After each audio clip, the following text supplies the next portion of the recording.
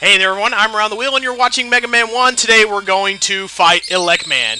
If elected, Elect Man will make it rain lightning on the cities, and he will hear the lamentations of the children and the women and the such and the guy, hey. And I hate this level. This level has stupid level design because this level is almost entirely vertical with stupid stuff like this that you have to do, because I'm not good at this kind of stuff, not gonna lie. Because I always get to like the very top and then I biff the jump. But I guess second time's the charm. Okay.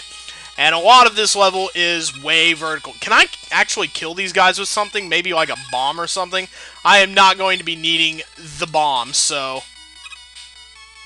Okay, cool. Maybe if I back up a little. Yeah, and if I leave it sitting there. Hey, how about that? I sure enough can.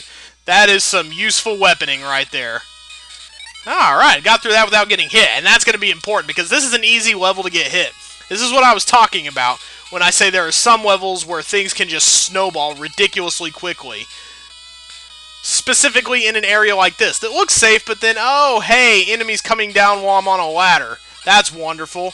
And then you just outrun the other three, because who really cares about a pellet that lands on the ground way below you? And this is where that dropping like a rock is definitely going to come into play. See, I took 3 hits there that were completely ridiculous and lost almost half of my screen height. Oh my god, this level. And not only that, but this is the first time in the series when we see the blocks. Oh, goodness me. And it's kind of hard to land on the blocks from directly below sometimes. Some of them are puzzle blocks like that. Others, you don't really see configurations like this anymore. Oh, how difficult. Although it is one of those sections where Mega Man's weird little slide comes in handy. If you may have noticed that in this game, which he doesn't have in other games, Mega Man has this subtle little slide when you stop walking. And it's not so bad most of the time. In fact, it kind of allows you to creep up so you can get to the edges of ledges easier. It can actually be kind of an advantageous little slide sometimes, but most people hate it. And the reason most people hate it is Iceman's stage, where that little subtle slide becomes very pronounced. And I'm skipping that giant energy refill because, yeah, no. Good luck jumping out of that little corridor right there. I don't think so. And it's best to just shoot these guys and move the F on. Okay, let's see here. And let's get up. Kind of a tricky part to not get electrocuted on. Always a great thing to be told. Hey, try not to get electrocuted here. Oh, God. He was too far away. He was able to shoot. See? Oh, my God. This is ridiculous. Oh, and I got points for it. Oh, I feel so much better. Yeah, I always end up eating the dust on this level. But this is why we did Bomb Man first. So that when we killed Bomb Man, we could kill Guts Man. And we can kill Guts Man, and we have the Super Arm, which allows us to take these blocks right here and just throw them away. Because they become holograms. They were obviously fake the whole time.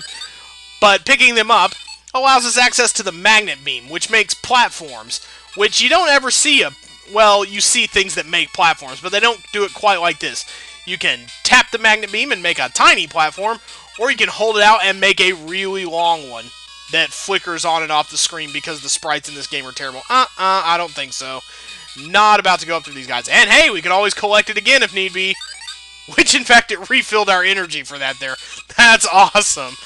I wish you could collect magnet beams in other stages, and it would do that. Okay, I'm going to get off right here so that I can just jump up. Because I hate crawling all slowly thinking I'm going to get electrocuted if I don't get up in time. And you got to hold up. Okay, you got to hold up because you'll fall down the ladder if you leave the pause menu and you're not holding up on the ladder. That's another wonderful thing that this game decides to do to you. Okay, come on. Just come on down the hole, you little Mexican jumping screw. Come on. I do not have time for these sorts of games. Alright. And again, we're gonna guts it up. Come down here so I can throw this thing at you. And demonstrate my magnet beam to the to the crowd. Even though, how great that I can stand on it, even though it's only 1 pixel. And weirdly enough, you get a lot of repeating screens in Mega Man games like this one. I don't know why this game likes to do that so much.